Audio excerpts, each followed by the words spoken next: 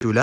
അപ്പോൾ ഇത് ഇറങ്ങിയ സമയത്തുള്ളതാണ്. നിങ്ങൾക്ക് ഇപ്പോൾ ഈ റീഫ്രഷ് റേറ്റ് മനസ്സിലാവുന്നുണ്ടോ? ഒരു 60 ഹെർട്സിൻ്റെ റീഫ്രഷ് റേറ്റ് വലുതായിട്ട് നിങ്ങൾക്ക് പിടിക്കത്തില്ല. കാരണം എന്ന് പറഞ്ഞാൽ അത്രയും ചെറിയ ഡിസ്പ്ലേ ആയതുകൊണ്ട് നിങ്ങൾക്ക് വലുതായിട്ട് ഫീൽ ചെയ്യത്തില്ല. അപ്പോൾ ഒരു 15+ ഒക്കെ എടുക്കുന്ന സമയത്ത് അല്ലെങ്കിൽ 14+ ഒക്കെ എടുക്കുന്ന സമയത്താണ് നിങ്ങൾക്ക് ഒരു 60 ഹെർട്സിൻ്റെ റീഫ്രഷ് റേറ്റ് അത്രത്തോളം നിങ്ങൾക്ക് ബുദ്ധിമുട്ടായിട്ട് തോന്നുന്നത്. ഒരു 120 ഹെർട്സിൽ നിന്ന് തിരിച്ച് പോണ സമയത്താണ് കേട്ടോ. നമ്മൾ ജസ്റ്റ് ക്യാമറ ഓപ്പൺ ആക്കുമ്പോൾ ഫസ്റ്റ് തന്നെ ഫോർമാറ്റ് എന്ന് പറഞ്ഞ് വരും. ഫോർമാറ്റിൽ ഹൈ എഫിഷ്യൻസി ഉണ്ട്, മോസ്റ്റ് കോമ്പാക്റ്റബിൾ ഉണ്ട്. ആസ് യൂഷ്വൽ എല്ലാ ഐഫോണിലും ഉള്ള പോലെ തന്നെയാണ്. നിങ്ങൾക്ക് ഇഷ്ടമുള്ളത് ഇടാം. എപ്പോഴും പറയുമ്പോൾ തന്നെ ഹൈ എഫിഷ്യൻസി ഇട്ടാൽ നിങ്ങൾക്ക് ഒരു MOV ഫയൽ റെക്കോർഡ് ചെയ്യാം. മോസ്റ്റ് കോമ്പാക്റ്റബിൾ ഇട്ടാൽ നിങ്ങൾക്ക് ഒരു ലോ ബഡ്ജറ്റ് ഫോൺസിലാണെങ്കിൽ കളറൊന്നും പോവാതെ എഡിറ്റ് ചെയ്യാൻ പറ്റും. ഇത് കഴിഞ്ഞ് നമ്മൾ പോണ സമയത്ത് റെക്കോർഡ് വീഡിയോയിൽ 720 ഉണ്ട്, 1080p 30 60 4K 24 30 60 ഉണ്ട്. ഹൈ എഫിഷ്യൻസിയാണ് 4K 60 എന്നുണ്ട്. മോസ്റ്റ് കോമ്പാക്റ്റബിൾ 4K 60 എടുക്കാൻ പറ്റത്തില്ല.